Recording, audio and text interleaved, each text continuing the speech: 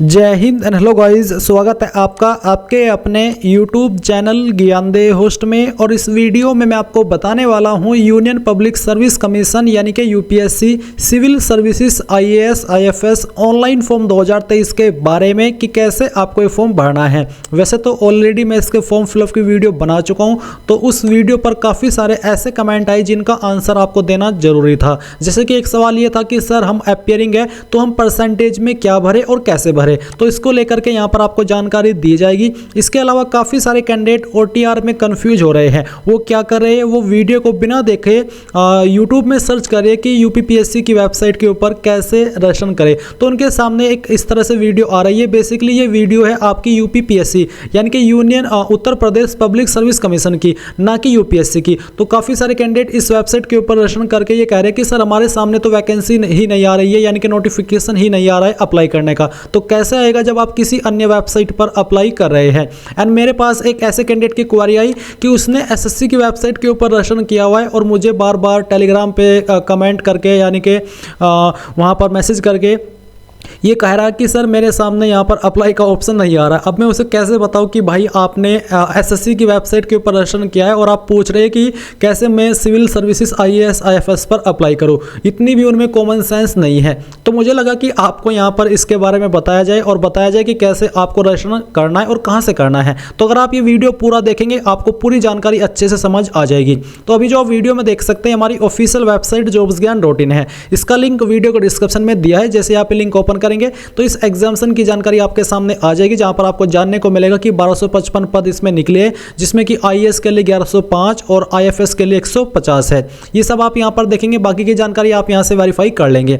ये सब करने के बाद में मैं आपको बता दूं कि अगर आप मोबाइल से भरना चाहते तो ऑलरेडी मैं वीडियो बना चुका हूं। एंड अगर आपको कोई मुझसे बात करनी है तो आप टेलीग्राम चैनल ज्वाइन करके 1-to-1 मुझसे बात कर सकते हैं। अब यहां पर आएंगे और आपको apply online link through OTR इसके ऊपर क्लिक करना है। इस पर क्लिक करने के बाद आपके सामने UPSC की वेबसाइट आ जाएगी। इस वेबसाइट के ऊपर रजिस्ट्रेशन करना सभी को अनिवार्य है, चाहे आप UPSC के किसी भी भर्ती में अप्लाई करना चाहते हैं। तो अगर आपका पहले से इस वेबसाइट के ऊपर रजिस्ट्रेशन है, आपने कोई फॉर्म भरा था UPSC की इस वेबसाइट का इस्तेमाल करके, तो आप यहां पर उसमें लॉगिन कर लेंगे। आप यहां पर 3 माध्यम से लॉगिन कर सकते हैं, ईमेल ID, नंबर और OTR ID, जो कि बेसिकली जब आपने रजिस्ट्रेशन किया था आपने जो ईमेल ID रजिस्टर की थी, आप यहां पर ईमेल ID के ऊपर सेलेक्ट करके ईमेल ID भरेंगे वही वाली, फिर गेट OTP पर क्लिक करेंगे तो आपको OTP मिलेगा। वो आप यहां पर OTP डालेंगे या वेरिफिकेशन कोड डालेंगे और लॉगिन कर लेंगे। इसी प्रकार से आप नंबर के माध्यम से भी लॉगिन कर सकते हैं। एंड जो आपको OTR ID मिली थी रजिस्ट्रेशन करने के बाद में आप वो यहां पर डालेंगे, जो पासवर्ड आपने बनाया था वो आप यहां पर डालेंगे और ये वेरिफिकेशन कोड डाल करके लॉगिन कर लेंगे। तो ये तो हुआ अगर आपका पहले से अकाउंट है उस बारे में लॉगिन करने का प्रोसेस। अब अगर आप फ्रेशर है तो आपको कैसे रजिस्ट्रेशन करना है, तो आप यहां पर न्यू रजिस्ट्रेशन के ऊपर क्लिक करेंगे। अब यहां पर आपके सामने रजिस्ट्रेशन का पेज आ चुका है। आपको आपका नाम पहले एंटर करना है। ये नाम आप यहां पर 10th के सर्टिफिकेट के अकॉर्डिंग एंटर करेंगे। इस नाम को दोबारा डाल करके वेरीफाई नेम में वेरीफाई कर देना है। फिर जो आपका फुल नेम है फुल नेम आपको यहां पर एंटर करना है। देन यहां पर आप आपका जेंडर सेलेक्ट करेंगे। आपके जेंडर को दोबारा सेलेक्ट करके वेरीफाई करना है। आपकी जो भी डेट ऑफ बर्थ है वो आप यहां पर कैलेंडर के ऊपर क्लिक करके सेलेक्ट करेंगे। पहले आप यहां से इस प्रकार से ईयर, फिर यहां पर मंथ और उसके बाद में डे। तो इस तरह से आपकी DOB आ जाएगी। देन आपको आपकी DOB को दोबारा सेलेक्ट करके वेरीफाई करना है। इसके बाद यहां पर गाइस आपके सामने आता है फादर नेम। तो आपको आपका फादर नेम भी 10th के सर्टिफिकेट के अकॉर्डिंग देना है और फादर नेम को दोबारा डाल करके यहां पर वेरीफाई कर देना है। इसके बाद आप यहां पर आपकी मदर्स का नेम एंटर करेंगे एंड मदर्स के नेम को दोबारा डाल करके वेरीफाई कर देंगे। फिर आपको बताना कि आपका माइनॉरिटी स्टेटस है, यानी कि आप माइनॉरिटी से बिलोंग करते हैं। अगर हाँ तो आप यस करें और यस करने के बाद आपको सेलेक्ट करना है कि आपकी माइनॉरिटी कम्युनिटी कौन सी है। जो भी है वो आप यहां पर सेलेक्ट कर लेंगे। फिर आपको यहां पर आपका नंबर एंटर करना है। इस नंबर के अलावा कोई अन्य नंबर देना चाहते तो अल्टरनेट मोबाइल नंबर के अंदर दे सकते हैं, नहीं तो आप इसको खाली भी छोड़ सकते हैं। फिर आपको यहां पर आपकी ईमेल ID एंटर करनी है एंड अगर कोई अन्य ईमेल ID देना चाहते तो यहां पर दे सकते हैं। इसके बाद आता है board examination roll number class 10th, यानी कि आपको 10th का रोल नंबर यहां पर एंटर करना है। इसके बाद आपको सिक्योरिटी क्वेश्चन सेलेक्ट करना है। ये सिक्योरिटी क्वेश्चन आपको तब काम आएगा जब आप अपना पासवर्ड भूल जाएंगे और आप उसको रिकवर करने की कोशिश करेंगे। तो कोई भी एक यहां पर क्वेश्चन सेलेक्ट कर लीजिए और उसका आंसर यहां पर दे दीजिए आपकी चॉइस के अकॉर्डिंग। फिर आपको यहां पर एक सिक्योरिटी क्वेश्चन 2 सेलेक्ट करना है और इसका आंसर भी दे देना है। फिर आप ये कैप्चा कोड फिल करेंगे एंड इन सभी जानकारी को चेक करते हुए सबमिट पर क्लिक करेंगे। सबमिट पर क्लिक करने के बाद में आपने जो भी जानकारी भरी है उन सभी का प्रीव्यू आपके सामने। अगर आपको लगता है कोई जानकारी गलत है तो आप अपडेट चेंज के ऊपर क्लिक करके चेंज कर लीजिए, नहीं तो आप यहां पर आई एग्री पर क्लिक करेंगे। आई एग्री के ऊपर क्लिक करने के बाद में आपके नंबर पर भी और आपकी ईमेल पर भी ओटीपी सेंड किया है। आपको यहां पर पहले मोबाइल वाला ओटीपी डाल करके वेरीफाई करना है और फिर इसके बाद में आपको यहां पर ईमेल वाला ओटीपी, बेसिकली आपको दोनों ओटीपी एक साथ में डालने हैं और फिर वेरीफाई ओटीपी पर क्लिक करना है। अब गाइस आपका रजिस्ट्रेशन कंप्लीट हो चुका है। आप यहां पर प्रिंट के आइकन के ऊपर क्लिक करके इसको प्रिंट कर लेंगे। अगर आपके पास प्रिंटर मौजूद नहीं है तो आप इसका स्क्रीनशॉट ले लीजिए, क्योंकि ये जानकारी आपको बाद में काम आने वाली है। अब आपको क्या करना है, आपको यहां पर लॉगिन पर क्लिक करना है। लॉगिन पर क्लिक करने के बाद में आप यहां पर आपकी या तो ईमेल आईडी देंगे या फिर यहां पर जो आपका ओटीआर आईडी आपको मिला है रजिस्ट्रेशन करने के बाद में वो एंटर करेंगे। यानी कि ये आपको सेलेक्ट करना है कि आप ईमेल आईडी के माध्यम से, नंबर के माध्यम से, किस माध्यम से लॉगिन करना चाहते हैं। मैं आपको प्रेफर करूंगा कि आप यहां पर मोबाइल नंबर पर क्लिक करें और यहां पर आपका नंबर एंटर करें, फिर गेट ओटीपी पर क्लिक करें। इसके बाद आपके नंबर पर ओटीपी जाएगा, वो ओटीपी यहां पर डाल करके ये वेरिफिकेशन कोड फिल करते हुए लॉगिन पर क्लिक करना है। लॉगिन करने के बाद में आपके सामने कुछ ऐसा इंटरफेस आएगा। बेसिकली यहां पर आपको एक पासवर्ड क्रिएट करना है। आपको यहां पर न्यू पासवर्ड में एक पासवर्ड डालना है। पासवर्ड के अंदर आपका इंग्लिश का कैपिटल वर्ड, स्मॉल वर्ड, कोई स्पेशल कैरेक्टर और साथ ही डिजिट रहना चाहिए। इस तरह का आप एग्जांपल ले सकते हैं पासवर्ड के लिए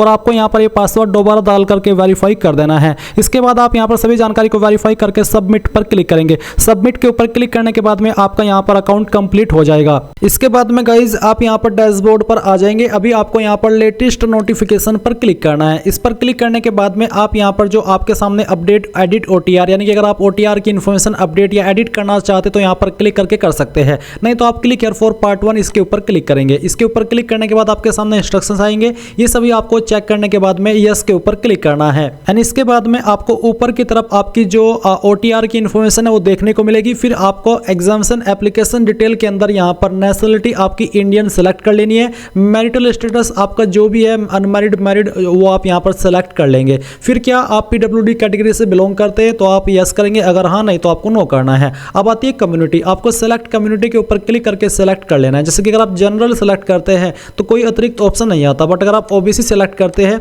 जैसे कि ओबीसी में सेलेक्ट करता हूं तो आपसे पूछा है कि क्या आप क्रीमी लेयर से बिलोंग करते हैं, अगर हाँ तो आप यहां पर यस करेंगे, नहीं तो आपको नो करना है। एंड ये आप ही को पता होगा कि आपकी कास्ट क्रीमी लेयर में आती है या फिर नहीं आती है, जो कि आपके सर्टिफिकेट के ऊपर मेंशन होगा। और ये जो आपका सर्टिफिकेट है वो कब से कब तक का वैलिड है उसके बारे में आपको यहाँ पर बोला गया कि इसके बाद का बना होना चाहिए या फिर उसके बाद का, तो इसी के अकॉर्डिंग आपका जो कास्ट सर्टिफिकेट है वो रहना चाहिए। जैसे कि यहाँ पर मैं अगर अभी ओबीसी के अलावा एससी सेलेक्ट करता हूँ तो यहाँ पर आता है कम्युनिटी सर्टिफिकेट नंबर, तो जो भी आपका कास्ट सर्टिफिकेट नंबर है वो आपको यहाँ पर एंटर करना है। फिर आता है community certificate issuing authority designation, यानी कि जो आपका सर्टिफिकेट जारी किया गया वो किस अधिकारी के द्वारा जारी किया गया है। आपको अधिकारी की पोस्ट का नाम देना है, ना कि उसका खुद का नाम। तो जैसे कि ये जो सर्टिफिकेट है वो तहसीलदार, मजिस्ट्रेट, नायब तहसीलदार, एसडीएम, इन पोस्ट के अधिकारी द्वारा जारी किया जाता है। तो आपके सर्टिफिकेट के ऊपर भी मेंशन होगा कि किस अधिकारी की जो पोस्ट है उसने ये सर्टिफिकेट जारी किया है, उसी पोस्ट का नाम आपको यहाँ पर लिखना है। कब ये सर्टिफिकेट जारी हुआ है वो भी आप यहाँ पर इस तरह से सिलेक्ट कर लेंगे। ये सिलेक्ट करने के बाद में यहाँ पर आपकी जो फी एडमिशन है वो आपको देखने को मिल जाएगी। अब आती है एजुकेशनल क्वालिफिकेशन। जो मैंने पहले वीडियो बनाई थी वो बनाई थी मैंने जो क्वालिफिकेशन है वो पास वाली से, अब मैं बनाऊंगा इसको अपीयरिंग से। तो मैं यहाँ पर सेलेक्ट करता हूँ अपीयरिंग, यानी कि अभी मैं फाइनल ईयर के अंदर हूँ, ये वाली क्वालिफिकेशन मैं सेलेक्ट कर रहा हूँ। तो अगर आप अपीयरिंग वाले हैं तो आप इसको सेलेक्ट करेंगे, अगर आप पास कर चुके हैं तो आप पहले वाला सेलेक्ट कर लेंगे। इसके बाद में यहाँ पर आता है select your degree subject in graduation, यानी कि जो ग्रेजुएशन है उसमें आपका डिग्री सब्जेक्ट क्या था। अगर आपका डिग्री सब्जेक्ट यहाँ पर आपको देखने को मिल रहा है तो आप वो सेलेक्ट कर ले, नहीं तो आप अदर्स के ऊपर क्लिक कर सकते हैं। एंड यहाँ पर कुछ कैंडिडेट का सवाल ये भी रहा था कि सर मेरे पास जो ग्रेजुएशन है मेरी उसमें 2 सब्जेक्ट थे और फर्स्ट ईयर में अलग, सेकंड ईयर में अलग, या फिर सेकंड ईयर में अलग और थर्ड ईयर में अलग, तो वो दोनों सब्जेक्ट यहाँ पर है, तो उनमें से मैं कौन सा सेलेक्ट करूँ। तो आप उनमें से कोई एक सेलेक्ट कर सकते हैं, कंपलसरी नहीं है कि आप दोनों सेलेक्ट करें, आप कोई एक सेलेक्ट कर सकते हैं, कोई प्रॉब्लम वाली बात नहीं है। इसके बाद में जैसे कि मैं यहाँ पर अभी सेलेक्ट करने वाला हूं आपकी ये डिग्री इन एग्रीकल्चर, मैं इसको सेलेक्ट करता हूं। इसके बाद यहां पर सिलेक्ट एग्जाम्शन प्रेफरेंस, तो यहां पर अगर आपकी क्वालिफिकेशन के अकॉर्डिंग आप दोनों पर प्रेफरेंस दे सकते हो तो आपको दोनों के विकल्प मिलेंगे। एंड अगर आपकी जो यहां पर आपने सब्जेक्ट सिलेक्ट किया है उसमें आप एक पर ही प्रेफरेंस दे पा रहे हो IAS पर, तो फिर आपको एक का ही ऑप्शन देखने को मिलेगा। अभी मुझे यहाँ पर जो IAS है इसको प्रेफरेंस देनी है या फिर मुझे सिविल सर्विसेज को प्रेफरेंस देनी है, तो मैं इसको सिलेक्ट कर लेता हूँ। तो चलिए हम यहाँ पर ये सिलेक्ट कर लेते हैं। ये सिलेक्ट करने के बाद में आप यहाँ पर ओके कर देंगे। फिर यहाँ पर गाइज नीचे आती है आपके एड्रेस की जानकारी। तो आपका जो भी एड्रेस है वो आप यहाँ पर एड्रेस लाइन 1, 2 और 3 के अंदर लिख देंगे। स्टेट आपको यहाँ से अपनी सेलेक्ट कर लेनी है। डिस्ट्रिक्ट आपकी जो भी है उस स्टेट के अंदर वो डिस्ट्रिक्ट आप सेलेक्ट करेंगे।